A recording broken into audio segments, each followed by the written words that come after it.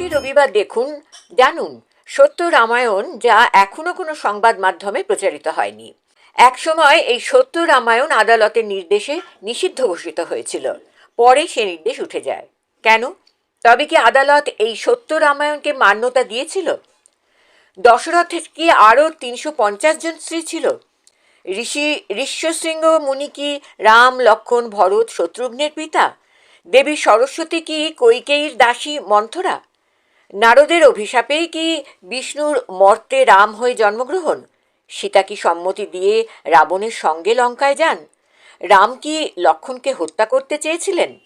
এমন অনেক অজানা তথ্য জানতে দেখুন সত্য রামায়ণ দিগদর্শন চ্যানেলে। প্রতি রবিবার রাত 10টায় প্রকাশিত হবে।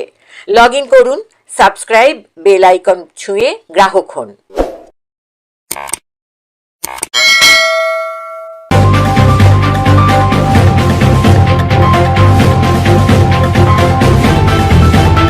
রংহীন সংবাদ আর অজানা তথ্যের জন্য দেখুন দিগদর্শন, 10-এর পাশে, দেশের সাথে। The information provided by the speaker, presenter on the IDSC platform is for general information purposes only. All information is provided in good faith. However, we make no representation or warranty of any kind, express or implied, regarding the accuracy, adequacy, validity, reliability, availability, or completeness of this information. নমস্কার, দিগদর্শনের তরফ থেকে সুজিত চট্টোপাধ্যায়। আমাদের অনুষ্ঠান যারা নিয়মিত দেখেন তারা তো জানেন যে আমরা একটা সত্য রামায়ণ বলে একটি অনুষ্ঠান শুরু করেছি বেশ কয়েক মাস যাবত, এবং এই 2025 সাল হয়তো পুরোটাই লেগে যাবে এই অনুষ্ঠানটি প্রচার করতে। আর যারা নতুন এই পর্বে প্রথম এলেন তাদের বলবো একটু নিয়মিত দেখুন, আগের পর্বগুলো দেখুন। রামায়ণের নামে আমরা যা জেনে এসছি তা কিন্তু মূল যে রামায়ণ, বাল্মীকি রামায়ণ, তার প্রেক্ষিতে নয়। ব্রাহ্মণ্যবাদী সংস্কৃতি দক্ষিণ ভারতে একরকমভাবে, পশ্চিমবাংলায় এবং পূর্বাঞ্চলে একরকমভাবে, উত্তর ও পশ্চিম ভারতে আরেক রকমভাবে কিন্তু সেটাকে ছড়িয়েছে। যাই হোক, আপনারা তুলনামূলক যদি বিচার করেন তাহলে বাল্মীকি রামায়ণটা একটু দেখতে হবে। জাতক, মহাজাতক, যেটা রামায়ণ দশরথ জাতক, সেটা আপনাকে দেখতে হবে। আরও যেসব রামায়ণ আছে সেগুলো সবার পক্ষে সব পড়া সম্ভব নয়, আমার পক্ষেও সম্ভব নয়।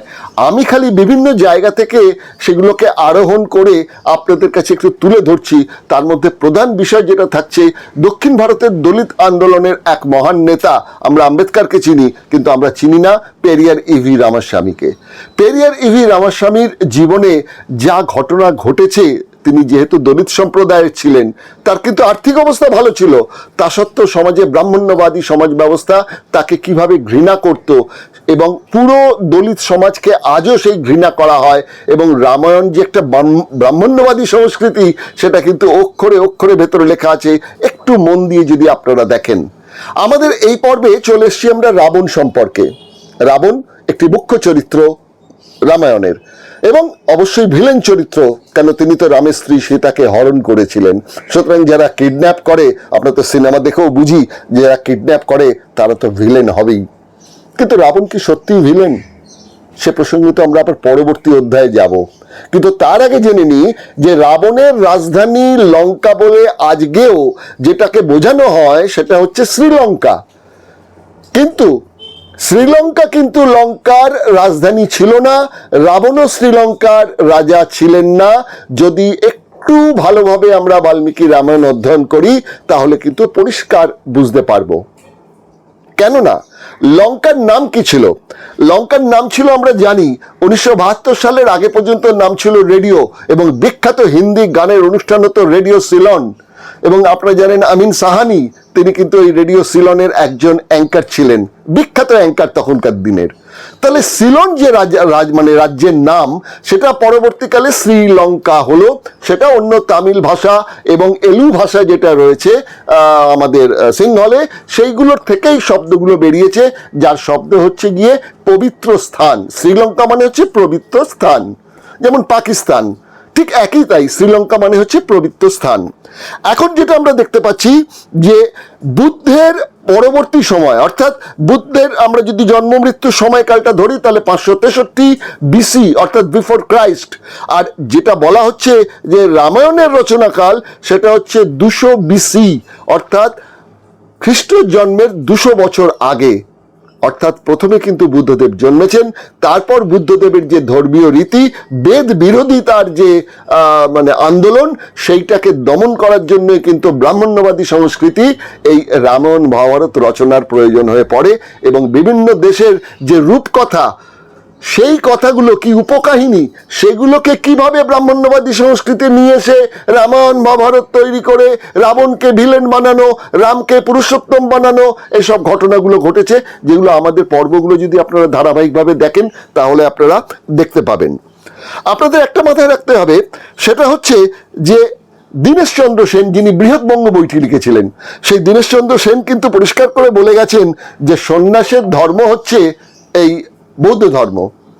তাকে প্রতিরোধ করার জন্যই গৃহস্থ ধর্মের রামায়ণ রচনা করা হয়েছে। আবার অনেকে বলেন যে এই রাবণ কিভাবে ধরা হয়েছে আপনি দেখুন। ব্রাহ্মণ্যবাদী সংস্কৃতিতে রাবণকে বলা হয়েছে এ নাকি পূর্বজন্মে ছিল জয় আর বিজয় নামে, রাবণ আর কুম্ভকর্ণ ছিলেন বৈকুণ্ঠ লোকে বিষ্ণুর দ্বাররক্ষী।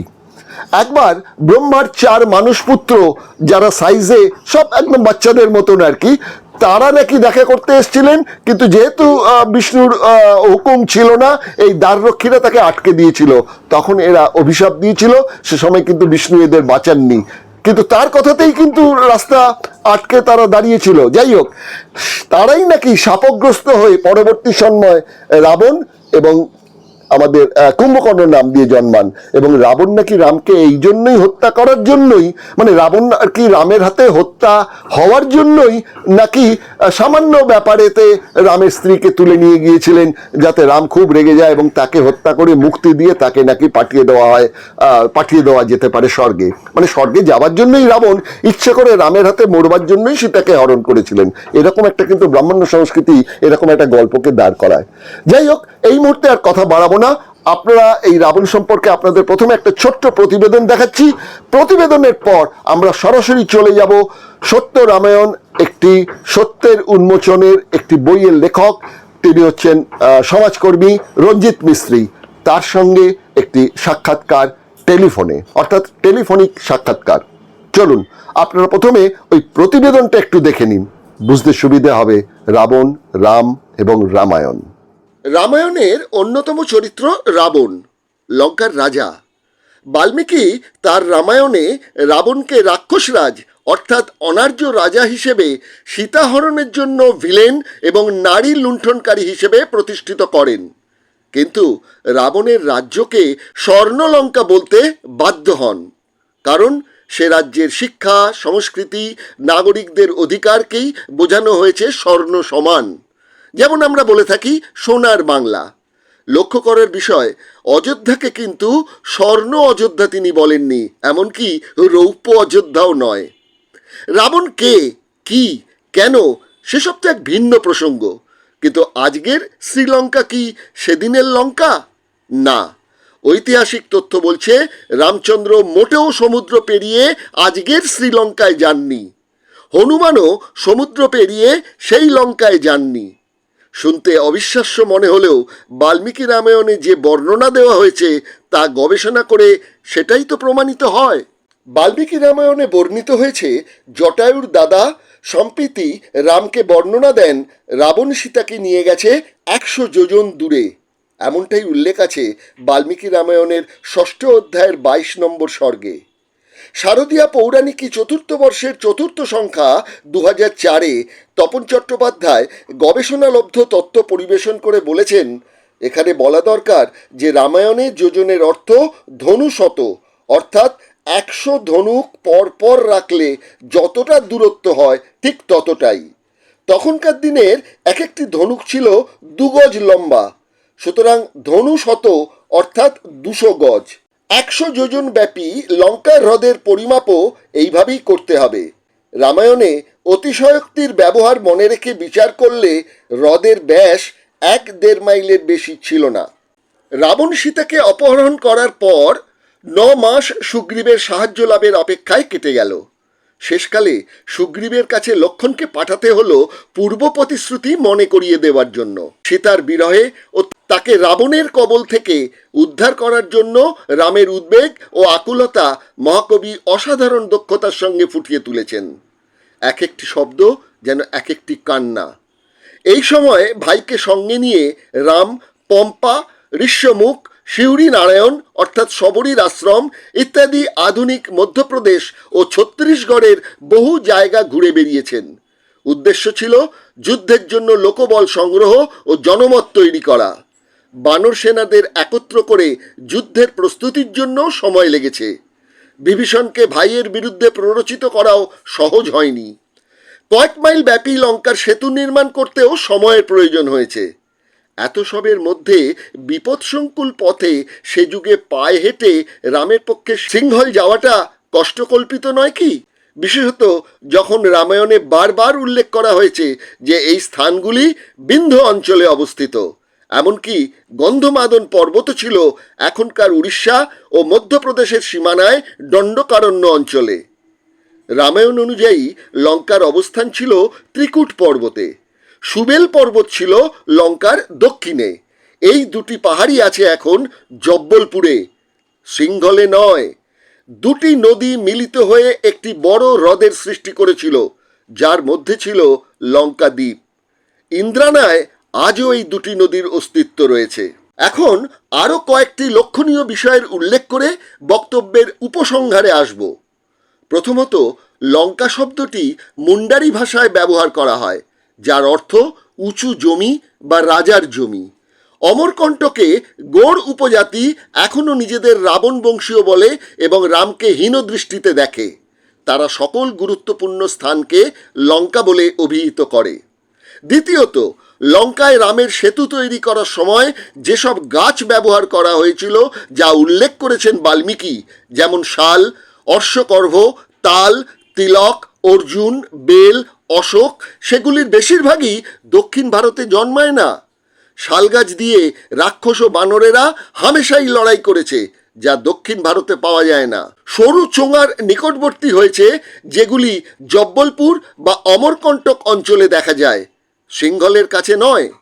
তাছাড়া রামায়ণে বর্ণিত বিন্ধ্য পর্বতের অস্তিত্ব দক্ষিণ ভারতে নেই। পূর্বেই বলা হয়েছে যে বাল্মীকির বর্ণনা ক্যামেরায় বন্দি ছবির মতোই পুঙ্খানুপুঙ্খ তুলে ধরা হয়েছে। সেখানে দক্ষিণ ভারতের কোনো স্থানের বা অধিবাসীদের নাম পর্যন্ত উল্লেখ নেই।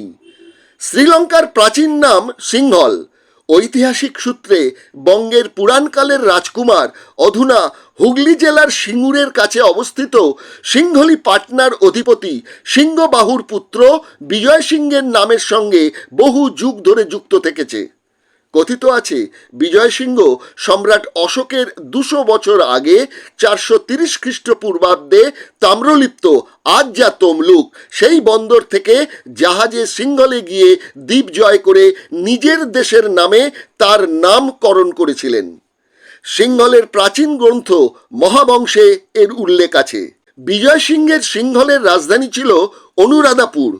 মধ্যযুগে বিদেশি পর্যটকেরা এই দ্বীপকে তাপ্রবেন বলতো। এই ভূখণ্ড সম্পর্কে লহকা শব্দটি 10ম শতাব্দীর পূর্বে ব্যবহৃত হয়নি। তার আগে সবাই এই দেশকে সিংহল বলেই জানত। রামায়ণের রচনাকাল যখন বলা হচ্ছে, সময়টা তখন খ্রিস্টপূর্ব 200 থেকে খ্রিস্টাব্দ 3য় শতক পর্যন্ত। তখন সিংহলের নাম ছিল সিলাও, তামিলে ইলাওকাট। বাঙালির পদার্পণে অর্থাৎ বিজয় সিংহের পদার্পণে সিংহল, সেখান থেকে সিলন। 1972 সালে নতুন নামকরণ হয় শ্রীলঙ্কা। সিলাও সেখানকার এলু ভাষার অর্থে দ্বীপ। 1505 খ্রিস্টাব্দে পর্তুগিজরা এসে নাম দেয় সেইলাও।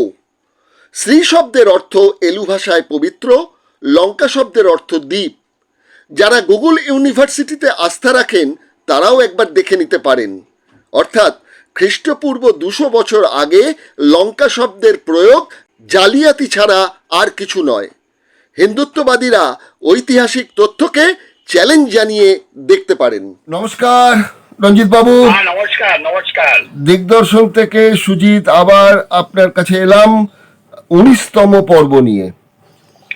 ধন্যবাদ। 19তম পর্বে 18তম পর্বে আমরা বলেই রেখেছিলাম যে আলোচনা শুরু করেছিলাম রাবণ সম্পর্কে। কেননা রামায়ণের সবচেয়ে গুরুত্বপূর্ণ চরিত্র হচ্ছে, রামের পরে যদি কেউ থাকেন তাহলে রাবণ। এক কথাতেই সবাই বলেন রাম রাবণের যুদ্ধ। সুতরাং সেই রাবণের যে বক্তব্যে আমরা যাব, রাবণ চরিত্র বিশ্লেষণ করব, রাবণের বংশ, রাবণের দেশ, এসব নিয়ে কথা বলবো। কিন্তু তার আগে একটা গুরুত্বপূর্ণ বিষয় আপনার কাছ থেকে জানতে চাইবো আমি। আমি যতটুকু খোঁজ খবর করে দেখছি যে আমরা এতদিন যে ধারণা করে এসছি সেটা হচ্ছে এখনকার যেটাকে শ্রীলঙ্কা বলা হচ্ছে, যার নাম ছিল আগে সিংহাল, এবং মাঝখানে যার নাম ছিল সিলন। হ্যাঁ আমরা রেডিওতে কিন্তু গান শুনতাম রেডিও সিলনের। তো যাই হোক, এটা তো সেই জায়গাটাকে যে বলা হচ্ছে রাবণের দেশ, এবং সমুদ্র পেরিয়ে নাকি রাবণ গিয়েছিলেন ওই সিলনে, কিন্তু ঐতিহাসিক তথ্য যা বলছে এবং বাল্মীকির রামায়ণ যদি আমরা বিশ্লেষণ করে দেখি, তাহলে দেখব যে এই দক্ষিণ ভারত শব্দটা এখানে জুড়ে দেওয়া হয়েছে দক্ষিণী অনার্যদের হেয় করার জন্য। আসলে এই জায়গাটা হচ্ছে মধ্যপ্রদেশের একটা জায়গা। এ বিষয়ে কি বলবেন? না, এটা ইন্টারেস্টিং একটা কথা উল্লেখ করেছেন যে কোন জায়গায় এটা মধ্য ভারতের কোন একটা জায়গা বলে উল্লেখ করে সেটাকে উনি দক্ষিণ ভারতকে আর্জি করেছেন, মানে সাজিয়েছেন। এরকম একটা জায়গা কোথাও কোথাও বলা হচ্ছে। হ্যাঁ হ্যাঁ, এটা এ বিষয়ে কোনো সন্দেহ নেই। আমরা যেটুকু খোঁজ খবর পাচ্ছি সেটা হচ্ছে অমরনাথের কাছে, মধ্যপ্রদেশে অমরনাথ বলছি, অমরকণ্টক, সেখানে আজও গোড় বলে একটা উপজাতি আছে। তারাও নিজেদের রাবণ বংশীয় বলে দাবি করেন এবং রামকে তারা ভিলেনের চোখে দেখেন।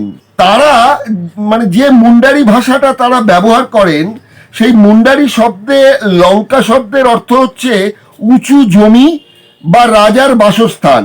তো সেই অমরকণ্টকের গৌড় উপজাতির যে সেতুটা বানানোর কথা বলা হয়েছে, সেখানে আমরা দেখতে পাচ্ছি যে সেতু তৈরি করতে বাল্মীকি যেসব বর্ণনা দিয়েছেন, যেমন শাল, তাল, তিলক, অর্জুন, বেল, অশোক, এইসব গাছ দিয়ে এবং পাথর দিয়ে যে সেতু বানানো হয়েছে, সে সেতুর এই গাছগুলি দক্ষিণ ভারতের কোথাও জন্মায় না। তাহলে এই গাছগুলোর কিন্তু প্রাধান্য দেখা গেছে ওই মধ্যপ্রদেশের ওই জায়গাগুলোতে, মানে ধরে রাখুন ওই জব্বলপুর, অমরকণ্টক, ওই এলাকাগুলোতে। তা বলা হচ্ছে যে রামচন্দ্র পার হয়েছিলেন যেটা, সেটা হচ্ছে নর্মদা নদী, নট দক্ষিণ ভারতের সমুদ্র। তাহলে আমরা যদি ধরেই নিই যে আমরা তো পরিষ্কারভাবে বলে দিচ্ছি যেটা হচ্ছে যে রামায়ণ কোনো বাস্তব ঘটনা নয়, টোটালটাই কাল্পনিক একটি রূপকথার মতন। সেগুলো কিছু কিছু প্রাসঙ্গিক স্থান মাহাত্ম্য জুড়ে এটাকে তৈরি করা হয়েছে। আমি অন্তত যেটাকে প্রমাণ পাচ্ছি, বাল্মীকি একক রামায়ণও লেখেননি, পরবর্তীকালে অনেকের হাতে সংযোজিত হয়েছে। বাল্মীকির সমসাময়িক কালে আবার অন্যরকমভাবেও রামায়ণ রচনা হয়েছে, সে বিতর্কের মধ্যে আমি যাচ্ছি না। আমি যদি এই কাল্পনিক চরিত্র যেভাবে বর্ণনা করেছেন বাল্মীকি বা পরবর্তীকালে ব্রাহ্মণ্য সম্প্রদায়, মূল উদ্দেশ্য হচ্ছে দক্ষিণ ভারতীয় অনার্য জাতিকে হেয় প্রতিপন্ন করতে হবে। পেরিয়ার বারবার বলেছেন এটা, পেরিয়ার বারবার এই কথাটাই বলেছেন। তো এই রাবণকে কিভাবে বর্ণনা করা যায়? দেখুন, ইন্টারেস্টিং ব্যাপারটা এটা যে আপনি যদি জাতক কথা দেখেন, জাতক কথায় কিন্তু বিশেষ করে উল্লেখ আছে কিন্তু উত্তর ভারতের পটকথা। হ্যাঁ, সেখানে যে সীতা, রাম, লক্ষণকে যেভাবে করা হয়েছে, বর্ণনা করা হয়েছে, সেটা সম্পূর্ণ উত্তর ভারতের। অর্থাৎ এই পটভূমি গুলো সমস্ত উত্তর ভারতেরই ছিল। আপনি মহাভারত দেখবেন যে উত্তর ভারতেরই কাহিনী। আর দণ্ডকারণ্য, জঙ্গলে চলে যাওয়া, এই সবগুলোই উত্তর ভারতের পটভূমি। এখানে দক্ষিণ ভারতের জঙ্গল কি শো করেছে? কোন জঙ্গলকে শো করেছে দক্ষিণ ভারতের? নেই, কোনো জঙ্গলই নেই, না, একদমই না, কোথাও উল্লেখ নেই। আপনি যদি দেখেন, দুজনই এই উত্তর ভারতেরই সংস্কৃতির একটা মূল ধারা, যেটাকে নিয়ে বর্ণনা করতে গিয়ে উনি সমস্ত ভারতবর্ষটাকে গুলিয়ে ফেলেছে। হ্যাঁ, এবং সেটা গোলানোর পিছনে কারণই একটা, যে দক্ষিণ ভারতের সংস্কৃতিটাকে যে কোনো অবস্থায় হোক, সেই সংস্কৃতিটাকে মূল ধারার থেকে বিচ্ছিন্ন করে দেওয়া। আচ্ছা, আমার একটা কথা মনে হচ্ছে, সেটা হচ্ছে এই যে দক্ষিণ ভারতীয় সংস্কৃতি বা দক্ষিণ ভারতের অনার্য রাজাদের হেয় প্রতিপন্ন করার ইচ্ছা বাল্মীকি এবং সো কল্ড বাল্মীকি এবং পরবর্তীকালে ব্রাহ্মণ্যবাদী যে পণ্ডিতেরা যারা ভারত রচনা করতে পারছেন সো কল্ড তখনকার দিনের ইন্টেলেকচুয়ালসরা, তারা এই সাউথ ইন্ডিয়ার প্রতি তাদের এই যে বিদ্বেষ বা ঘৃণা, তার কারণ কি তাদের কাছে খবর আসছিল যে তাদের থেকে আর্য সংস্কৃতির থেকেও সাউথ ইন্ডিয়ান এবং ওই অনার্য দক্ষিণী দ্রাবিড় সংস্কৃতি অনেক বেশি পরিপূর্ণ, অনেক বেশি রিচ? এই বিষয়টাই কি তাদের হিংসার কারণ? হ্যাঁ, অবশ্যই তাই। আজকেও এই মুহূর্তে আপনি যদি বলতে চান, দুটো সংস্কৃতি টোটালি আলাদা। একটা সংস্কৃতি হচ্ছে উত্তর ভারতের ওই অনার্যদের, মানে যেটা আর্য বলা হয় সেটা অ্যাকচুয়ালি অনার্য। আর যারা আর্য বলতে বলা যায়, মানে মানে শিক্ষিত বলতে বলা যায়, সেটা হচ্ছে দক্ষিণ ভারত। আর তার সঙ্গে সঙ্গে আরেকটা কথা বলতে হবে আপনাকে, যে তার সঙ্গে সঙ্গে আমাদের পূর্ব ভারতেরও একটা ঐতিহ্য ছিল, এরাও উত্তর ভারতের সঙ্গে এদের কন্ট্রাডিকশন ছিল। আপনি সুভাষ বসুকে দেখেন, তাকেও দেখে বুঝতে পারেন যতগুলা বিপ্লবী আছেন হয়েছে তখন, তাদের সঙ্গে উত্তর ভারতের একটা ভিড় রয়েছে। উত্তর ভারত সবসময় নিম্নমানের সংস্কৃতির ধারক বাহক, এবং সেই খানিকটায় তাদের এই ধারক বাহকতাকে ধামা চাপা দিতে এই ব্রাহ্মণ্যবাদী ব্যবস্থা এইভাবে ষড়যন্ত্র করে করে করে করে আমাদের বৌদ্ধ সংস্কৃতি যত ভালো জিনিস ছিল সেগুলো সব ধ্বংস করে দিয়েছে। যত বৈজ্ঞানিক আবিষ্কার ছিল এই ওই সময় হয়েছিল, আর্যভট্ট থেকে যত কিছু হয়েছিল কেন, সেগুলো সমস্ত ওরা শেষ করে দিয়েছে। ওরা নালন্দা বিশ্ববিদ্যালয় এগুলো শেষ করে দিয়েছে। নালন্দা বিশ্ববিদ্যালয় কি সংস্কৃতির, আর্যদের সংস্কৃতির, ব্রাহ্মণ্যবাদী সংস্কৃতির ছিল মোটেই না, ঠিক ঠিক ঠিক না। তক্ষশিলা বলুন, নিবরণের কার সংস্কৃতি ছিল, কিন্তু সে প্রসঙ্গ এই মুহূর্তে আলোচনা করতে পারছি না, যেহেতু আমরা সত্যরামায়ণ নিয়ে কথা বলছি। তারা কিন্তু বারবার এটা প্রতিষ্ঠা করছেন যে নালন্দা বিশ্ববিদ্যালয় ধ্বংস করেছেন খিলজি, একা খিলজি নাকি তিনি ধ্বংস করেছেন। সে প্রসঙ্গে আমরা একটা নয় অন্যদিন একটু আলোচনা করে নেব। আমরা রাবণ প্রসঙ্গে রাবণ প্রসঙ্গে যদি আমরা ফিরে আসি, তাহলে পরে এই রাবণের যে নামকরণ, রাবণ, এই নামকরণের বিষয়টা নিয়ে পেরিয়ার স্বামী কি কিছু উল্লেখ করেছেন? না, রাবণ নামকরণের উপরে উনি কোন রকম কোনো আলোকপাত করেননি, কারণ ওনার ওই বিষয় ছিল না যে রাবণের নামকরণ কি হয়েছে না হয়েছে। উনি বেসিক্যালি দক্ষিণ ভারতের সংস্কৃতির সঙ্গে উত্তর ভারতের সংস্কৃতির কন্ট্রাডিকশন এবং রামের চরিত্র, রামের চরিত্রটাকে উনি মুখ্য রূপে করেছেন। সেখানে দেখিয়েছেন যে রাবণ কতটা উচ্চমানের ব্যক্তি ছিলেন, সেটাও তিনি মানে আশা ইঙ্গিতে দেখিয়ে গেছেন। একদিকে ক্রিটিসাইজ করছেন, কিন্তু অন্যদিকে তিনি এইটা প্রমাণ করে দিয়েছেন যে রাবণ অনেক অনেক বড় মহান বিদ্বান ব্যক্তি ছিলেন। আরেকটা বিষয় রঞ্জিত বাবু, আপনার কাছে আপনার ব্যক্তিগত অভিমতটা জানতে চাইব। যদিও যেটুকু পড়াশুনো করেছি তাতে দেখেছি পেরিয়ার রিভি রামাস্বামী এই সম্পর্কেও কিছু বলেননি, কিন্তু এই যে রাম শব্দটি, আমরা রাম শব্দটাকে একদিক থেকে পাচ্ছি বড়, সুতরাং বড় শব্দের কথা যদি রাম হয়, যেমন রামদা, বড় ছাগলকে আমরা বলছি রাম ছাগল, বড় কাঁঠাল ফলকে আমরা বলছি রাম ফল, তেমনি ভাবে কোনো বংশের সন্তান, বড় সন্তান যদি হয় তাকেও রাম বলা যেতে পারে, যেখান থেকে অযোধ্যার দশরথ তার বড় পুত্রের নাম রেখেছিলেন রাম। তাই এই রাম শব্দটাও তো হচ্ছে একটি আর্য শব্দ। যদি দক্ষিণ ভারতীয় সংস্কৃতি এই রাম এবং বাল্মীকির বিরুদ্ধে যদি তাদের প্রতিবাদ গড়ে উঠে থাকে, উঠেছিল, তাহলে কিন্তু আমরা একটা মজার বিষয় দেখছি। দক্ষিণ ভারতে যিনি এই দক্ষিণ ভারতীয় সংস্কৃতি রামের বিরুদ্ধে কথা বলছেন, তার নামও হচ্ছে ইভি রামাস্বামী। আবার ওদিকে দেখুন কমিউনিস্ট নেতা, তার নামও হচ্ছে সীতারাম ইয়েচুরি, অর্থাৎ সীতারাম। এই উত্তর ভারতীয় সংস্কৃতি, দক্ষিণ ভারতে তো আপনি দেখবেন এই রামাস্বামী, রামান্না, রামায়া, এরকম প্রচুর পদবী এবং নামের মধ্যে রাম জুড়ে আছেন। যদি এই অনার্য সভ্যতার লড়াইটা ওই আর্য সভ্যতা রামের বিরুদ্ধে হয়ে থাকে, তাহলে দক্ষিণ ভারত বা এত রামময় কেন? দেখুন, একটা কথা বলতেই হবে যে এই ব্রাহ্মণ্যবাদী যে সংস্কৃতি, আর যারা ওই সময় যারা বিদ্বান ছিলেন, তারা কিন্তু দক্ষিণ ভারতে পেনিট্রেট করেছে। পেনিট্রেট করে ওখানেও কিন্তু ওদের যে ভাষা সংস্কৃতি শিখে ওদের মধ্যেও মানে রামবাদের যে এই ধারণটাকে, রামকথার যে প্রচলন, সেটা ওখানে শুরু করে দিয়েছিল।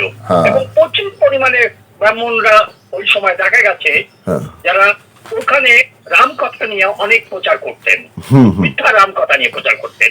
পেরিয়ার বারবার বলেছেন ওই ধরনের লোকরা ওখানে ওদের সংস্কৃতিটাকে শেষ করে দিচ্ছে, এবং যার ফলে কন্ট্রাডিকশনটা এত বড় হয়ে গেছিল পেরিয়ারের সময়ে যে ওদেরকে এখন ঘৃণার চোখে দেখা হয়, মানে ওদের উলঙ্গ করে দিয়েছে পেরিয়ার। এই ব্যাপারে আমি আম্বেদকরের চাইতে অনেক বড় মহান ভাববো উনাকে, কিন্তু উনি যেভাবে এটাকে একেবারে আর্টিকুলেট করেছেন সেটা কিন্তু অদ্ভুত ভাবে করেছেন। তার ফলে হচ্ছে কি, আপনি উত্তর ভারতে পেরিয়ারকে যেভাবে ঘৃণা করা হয়, রাবণকে যতটা ঘৃণা করা হয়, ঠিক পেরিয়ারকে ততটাই ঘৃণা করা। এটা আপনি মানবেন? হ্যাঁ, এটা ঠিক, এটা ঠিক, এটা ঠিক। আচ্ছা, আরেকটা কথা আমি আপনাকে বলি, সেটা হচ্ছে যে দক্ষিণ ভারতে রামের থেকে রাবণের যদি এত বেশি একটা আলাদা মর্যাদা কাজ করে, তাহলে আমরা দেখছি উত্তর ভারতে বা মধ্য ভারতে রাবণের মন্দিরের আধিক্য অনেক বেশি। সে তুলনায় দক্ষিণ ভারতে একমাত্র এখন পর্যন্ত যা জানি, আমি জানি না যে পুরোটা জানি কিনা, দক্ষিণ ভারতে একমাত্র কর্ণাটক ছাড়া, যেখানে বিজেপি আগেই গ্রাস করেছে যে জায়গাটি, এই কর্ণাটক ছাড়া আর তো কোথাও আমি রাবণের মূর্তি বা রাবণের কোনো পুজো বা রাবণকে শ্রদ্ধা জানানোর কোনো বিষয়বস্তু তো দক্ষিণ ভারতে অন্য তো কোথাও পাচ্ছি না কেন? তার একটা মূল কারণ আছে যে কর্ণাটকে কেন হয়েছে। কর্ণাটকের আপনি যদি সীমান্ত অঞ্চল দেখেন, একদিকে হচ্ছে মহারাষ্ট্র, আরেকদিকে হচ্ছে উড়িষ্যা, দুটাই পলিউটেড শহর, মানে দেশ, মানে হিন্দুত্ববাদীদের এসে আওতায় এসে গেছে বর্ডারে। হ্যাঁ, বর্ডারে। যার আসার পরে তার একটা সংস্কৃতি কর্ণাটকের মধ্যে আপনি পড়েছে, যার ফলে কর্ণাটকটা অনেকটাই পলিউটেড হয়ে গেছে হিন্দুত্ববাদী রাজনীতির। আপনি যদি গৌরী লঙ্কেশকে মেরে ফেলা কিংবা তান্তুমকে মেরে ফেলা এগুলি দেখেন, এগুলো কিন্তু এখান থেকে এসেছে, এটা পেনিট্রেট করেছে মহারাষ্ট্র থেকে, উড়িষ্যা থেকে, যার ফলে ওটা পলিউটেড হয়েছে। কিন্তু বাকি যে স্টেট গুলো আছে সেগুলো কিন্তু এইভাবে প্রবেশ করতে পারেনি। এটা একটা সাংস্কৃতিক সীমানার উপর নির্ভর করে এটা হয়েছে। আবার এবার যদি রামায়ণ প্রসঙ্গে চলে আসি, রামায়ণ প্রসঙ্গে আমরা দেখতে পাচ্ছি রামায়ণে একমাত্র জায়গা যখন কৈকেয়ীকে বিয়ে করতে গিয়েছিলেন দশরথ, সেই সময় যখন তিনি তার বৈভব, তার বীরত্বের কথা, তার রাজত্বের কথা বলছেন কৈকেয়ী বাবা রাজা কৈকেয়ীকে, তখন তিনি একবার মাত্র উল্লেখ করেছিলেন যে তার অধীনস্থ রাজ্যগুলির তালিকার মধ্যে বঙ্গ আছে। কিন্তু গোটা রামায়ণে কোথাও বঙ্গ শব্দের উল্লেখ নেই। রামের সঙ্গে, লক্ষ্মণের সঙ্গে কি পরবর্তীকালে কোনো রাজার সঙ্গে রাম বঙ্গের যে একটা যোগাযোগ, বরঞ্চ মহাভারতে অনেক জায়গায় পাচ্ছি আমরা, কিন্তু রামায়ণের যুগটাকে যে সময় বলা হচ্ছে তখন বঙ্গের সঙ্গে কোনো যোগাযোগই নেই। তার কারণ কি ওই সেই যে আর্য সংস্কৃতি তখনও বাংলায় দাঁত ফোটাতে পারেনি বলেই? এটা একদম সত্যি কথা বলছেন। এখনো বাংলায় যদি আপনি দেখেন তবে 2 থেকে 3% ব্রাহ্মণ, তাই তো, তার বেশি নেই, তাই তো। আর দক্ষিণ ভারত থেকে ওই সময় পেনিট্রেট করছে একটা বহু সংখ্যক পেনিট্রেট করছে দক্ষিণ ভারত থেকে, আর কিছু অ্যান্ড্রয়েড এসেছে সঙ্গে সঙ্গে। আসার ফলে এখানে মিশ্র সংস্কৃতি তৈরি হচ্ছে, এটা পরবর্তীকালে হয়েছে। কিন্তু তখন মৎস্যজীবী আর কৃষিজীবীর উপরে নির্ভর করে বাংলা ডেভেলপ হচ্ছিল, যেহেতু সমুদ্র উপকূলীয় অঞ্চল ছিল। তো এর মধ্যে আপনি দেখবেন যে বাংলার সংস্কৃতি কিন্তু মিশ্র সংস্কৃতি। এর প্রভাব কিন্তু উত্তর ভারতের কিছুটা প্রভাব আছে, কিছুটা চাইনিজ প্রভাব আছে, মানে নর্থ ইস্টের যদি দেখেন কিংবা বাংলা দেখেন প্রভাব আছে, আর একদিকে আপনাদের মানে দক্ষিণ ভারতের জনসংখ্যার একটা প্রভাব আছে। হ্যাঁ, তবে আপনাকে আমি একটা কথা বলবো, যে এই যে যখন এই রামায়ণ তৈরি হচ্ছে, রাম শব্দে রাম ছাগল এসছে, হ্যাঁ। এটার একমাত্র কারণ হচ্ছে তখন কৃষি বিপ্লব শুরু হয়ে গেছে। হ্যাঁ, কৃষি বিপ্লব শুরু হওয়াতে হ্যাঁ। এই যে সীতা, এই যে সীতার বাবা জনক, এই যে সংস্কৃতি, এটা সমস্ত কৃষি সংস্কৃতি থেকে এসছে। হুম হুম তাই যদি দেখেন আপনি, তবে উত্তর ভারতের এই পটভূমিকে নিয়ে রচনা করে দক্ষিণ ভারতকে হেয় করার যে কথা আপনি প্রথমে উল্লেখ করেছেন, সেটা কিন্তু ঘটনা। হুম হুম আচ্ছা, আরেকটা ব্যাপার আমরা সরাসরি চলে যাই, সময় খুব সংক্ষিপ্ত। সেটা হচ্ছে এই রাম যখন যাচ্ছেন তার বানর সেনাদের মধ্যে প্রথম তো খবর নিয়ে এলেন, হনুমান গিয়ে এক লাফে চলে গিয়ে খবর নিয়ে এলেন, আবার আরেকটা লাফ দিয়ে চুনি চলে এলেন, ঠিক আছে। কিন্তু রামের পক্ষে তো আর লাফ দিয়ে যাওয়া সম্ভব নয়, যতই তিনি অবতার হন না কেন। তখন দরকার পড়েছিল একটা সেতু তৈরির আর কি।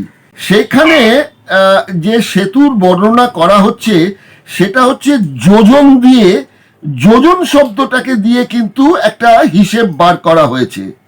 সেই যোজনটা কি না, পুরাণ বলছে যে 100টা ধনুক যদি পরপর রাখা যায়, যতটা দূরত্ব হবে ততটাকে বলা হয় যোজন। অর্থাৎ এক একটা ধনুক তৈরি হতো 2 গজ করে, 2 গজ মাপের। সুতরাং ধনুষ অর্থের অর্থ ছিল 200 গজ। সুতরাং 100 যোজন ব্যাপী লঙ্কা হ্রদের পরিমাপও এইভাবেই করা দরকার। সেই বিচার করলে সেই হ্রদের মানে ব্যাস 1.5 মাইলের বেশি নয়। তাহলে ওখানে যে বিশাল বড় একটা বলা হলো যে একটা বিরাট সেতু তৈরি করা হয়েছে, সেই সেতুর মানে বিরাট মাপ দিয়ে বলা হয়েছে 100 যোজন দূরে বিন্ধ্য পর্বতের উড়িষ্যার মহেন্দ্রগিরি, তার সঙ্গে বেরিয়ে গিয়ে আবার বলা হচ্ছে যে সিংহলে গিয়েছে, সেটা 2224 কিলোমিটার, অর্থাৎ 884 মাইলের মতন। সুতরাং যে হিসেব রামায়ণে দেওয়া হচ্ছে সেই হিসেবের সঙ্গে যে রাম সেতুর কথা বলা হচ্ছে তার হিসেব তো কোনো কিছু মিলছেই না। তাহলে ওটাকে ওই রামের তৈরি মানে নলদানবের তৈরি এবং যাকে বলে বানরদের তৈরি, বা আপনার তখনকার দিনের যে কিগুলোকে বলে সেই নামটা ভুলে যাচ্ছি, সেই যারা বলেছিল যে আমরা কিছু সাহায্য করতে পারি, যাই হোক, তো সেই প্রাণী ইত্যাদি মিলে কি বানালো তাহলে সেতুটা? এটা কি গল্প তাহলে? আপনি একটা কথা দেখুন না ভালো করে, সেটা হচ্ছে এই নাসা যখন থেকে বললো যে এই যে একটা সেতু আছে, হ্যাঁ, তারপরের থেকে রামসেতু বলে চিৎকার করছে। একদম একদম তাই। এর আগে তো শুধু একটা কাল্পনিক সেতু ছিল, হ্যাঁ, হ্যাঁ। সেখানে কোনো বৈচিত্র্যমূলক কিছু ছিল না, ইয়া ব্যাখ্যামূলক কিছু ছিল না। হ্যাঁ, হ্যাঁ। কিন্তু আসলো কবি এই কয়েকশো 100 বছর 150 বছর আগে, যখন নাসা এটা বললেন যে এটা একটা সেতু, তখন থেকে এদের উন্মাদনা শুরু হয়ে গেল, তার প্রচার করা শুরু করে দিল। নাসা কোন রকম কোন সংস্কৃতি ছিল না, ইয়া কোন রকম কোন জ্ঞানের ভান্ডার ছিল না, যা দিয়ে এরা প্রাকৃতিক ভাবে এটাকে প্রমাণ করতে পারে। এটা করেছে। তাহলে এই যে নাসাকে তো সারা পৃথিবীকে তো বিশ্বাস করতে হয়, কেননা নাসা হচ্ছে পৃথিবীর বিজ্ঞানের একটা অন্যতম যাকে বলে পীঠস্থান। সুতরাং নাসা এই কথাটি বলার কারণ কি হলো? নাসা হঠাৎ এইটাকে রাম সেতুটাকে বাস্তব বলে প্রমাণ করার চেষ্টা, কারণটা কি?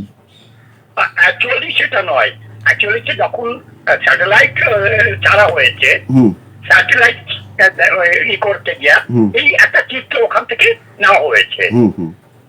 সমুদ্র মন্দিরের মধ্যেও নাসা পেনিট্রেট করতে পারে, পেনিট্রেট করে দেখিয়েছে সেখানে একটা আছে কিছু একটা যেটা সেতুর মতো, সেটাকে তুলে ধরেছে। ওইটা চিত্র যখন ওখান থেকে পাবলিশ হয়েছে তখন এরা চিৎকার করা শুরু করেছে, বিশেষ করে সুব্রমণিয়াম স্বামী।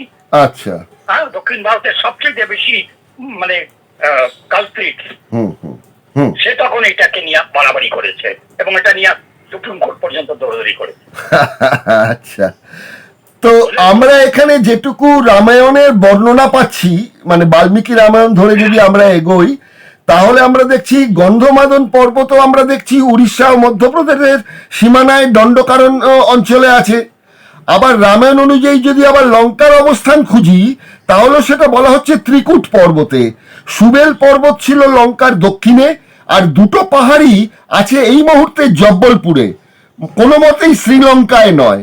দুটো নদী মিলিত হয়ে একটা বড় হ্রদের তৈরি করে, যার মধ্যে একটি দ্বীপ হয় ইন্দ্রাণায়। সেই দুটি নদীর অস্তিত্ব এখনো পর্যন্ত আছে। তাহলে এই মধ্যপ্রদেশের যে লঙ্কা, এখানকার যে আদিবাসী অনার্য গোষ্ঠী, তাদের যিনি নেতা রাবণ, সে এখানকার, মানে শ্রীলঙ্কার সঙ্গে রাবণের না আছে কোনো সম্পর্ক, আর না আছে শ্রীলঙ্কায় রামের যাওয়া, মানে লঙ্কা বিজয়। লঙ্কা বিজয় যা হয়েছে এই পুরনো এই ভারতবর্ষের মধ্যপ্রদেশের মধ্যেই লঙ্কা বিজয় হয়েছে। এটাই তো পাওয়া যাচ্ছে বাল্মীকি রামায়ণ যদি আমরা একটু খুঁটিনাটি ভাবে দেখি। ন্যাচারাল এটা। আপনি আর একটা কথা দেখুন না, অভয়ারণ্য বলতে কোন অঞ্চলটা বুঝি আমরা? হুম হুম অভয়ারণ্য কি দক্ষিণ ভারতে আছে? নেই নেই, উত্তর ভারতই তো অভয়ারণ্য। দণ্ডকারণ্য বলুন, যা বলুন, মধ্য ভারতে হ্যাঁ। আজও আদিবাসীরা যে লড়াই করছে, হুম সেই লড়াইটা তো কর্ণাটকের তেলেঙ্গানা থেকে শুরু করে এই পর্যন্ত, মধ্যপ্রদেশ পর্যন্ত স্টেট জঙ্গল বলে ধরে নেওয়া হয়। অর্থাৎ সেখানে তো দক্ষিণ ভারতের কোনো পটভূমি নেই এইভাবে। ঠিক, এটা তো মানে একটা মূর্খ লোক এটা বুঝতে পারবে যে কোনো পটভূমি তেমন নেই, যেটাকে নিয়ে আপনি দক্ষিণ ভারতের পটভূমির সঙ্গে মিলাতে পারবেন আদিম যুগের। বেশ রয়েছে। রঞ্জিত বাবু, এবারকার অনুষ্ঠানটা এখানেই শেষ করছি। আগামী অনুষ্ঠানে আমরা যে রামায়ণ গল্প, সেই গল্পের অন্যতম চরিত্র রাবণ, রাবণের স্ত্রী, রাবণের ভাই, রাবণের মা, রাবণের বাবা, রাবণের সন্তান, এই সব বিষয়গুলোকে নিয়ে কি আমরা রামায়ণে কতটুকু জেনেছি, কতটুকু জিনিস লুকিয়ে রাখা আছে এবং কতগুলো জিনিসের পেছনে কি প্রতীকী কাজ করেছে, এইসব বিষয় নিয়ে আগামী পর্বে অর্থাৎ 20তম পর্বে আমরা এগুলো আলোচনা করব। এবার এই অনুষ্ঠানটা এখানেই শেষ করছি। আপনি অনেকটা সময় দিলেন আমাদের এই অনুষ্ঠান প্রচারের জন্য, আপনার সহযোগিতার জন্য আপনার কাছে আমরা কৃতজ্ঞ। দিগদর্শনের তরফ থেকে আপনাকে জানাচ্ছি অনেক অনেক শুভেচ্ছা। ধন্যবাদ আপনাকে, অনেক অনেক ধন্যবাদ যে আমার মতো একজন সাধারণ মানুষকে আপনি আপনার সঙ্গে জুড়েছেন। না না না না, এটা কি বলছেন আপনি তো এই সত্য রামায়ণ একটি সত্যের উন্মোচন, এই বইটি যদি আমাদের নজরে না আসতো, রামায়ণ নিয়ে এতটা গভীরে ভাবনা চিন্তার কথা মাথাতেই আসতো না যদি আপনার বইটা না পেতাম হাতে। এই কাজটা একটু হয়তো আমি করেছি, অনেকটাই করেছেন আপনি এবং সুপ্রিয় বন্দ্যোপাধ্যায়। এই দুজন ছাড়া কোনো বাঙালিকে আমি দেখলাম না যে বুক ঠুকে এই ধরনের যে রামায়ণ সম্বন্ধে মিথ্যা গল্প ছড়িয়ে আছে সেটাকে পর্দা ফাঁস করার মতন আপনাদের মতন এই দুজন সাহসী ছাড়া তার কোনো বাঙালিকে দেখিনি। তবে আপনাকে জানিয়ে রাখছি, আপনি এটা আগের থেকে হয়ে নিন, সেটা হচ্ছে আমরা 17 সেপ্টেম্বরে পেরিয়ারের জন্মদিন অনেক বড় করে করব। আচ্ছা, কলকাতার বুকেই করব। নিশ্চয়ই করুন, দরকার। আপনি মুখ্য ভূমিকাও নেবেন একটা। অশেষ ধন্যবাদ আমার উপরে এইটুকু আস্থা রাখার জন্য। এবং একটা মজার কথা বলি, যদিও ব্যাপারটা কাকতালীয়, 17 সেপ্টেম্বর যদি আবার পেরিয়ার স্বামীর জন্মদিন হয়ে থাকে, 17 সেপ্টেম্বর আমাদের কিন্তু প্রধানমন্ত্রী মোদিজিরও জন্মদিন পড়েছে। ভালো হয়েছে, কন্ট্রাডিক্ট করবে। ঠিক আছে, আজকের মতো এখানেই অনুষ্ঠান শেষ করছি দাদা। নমস্কার। ধন্যবাদ।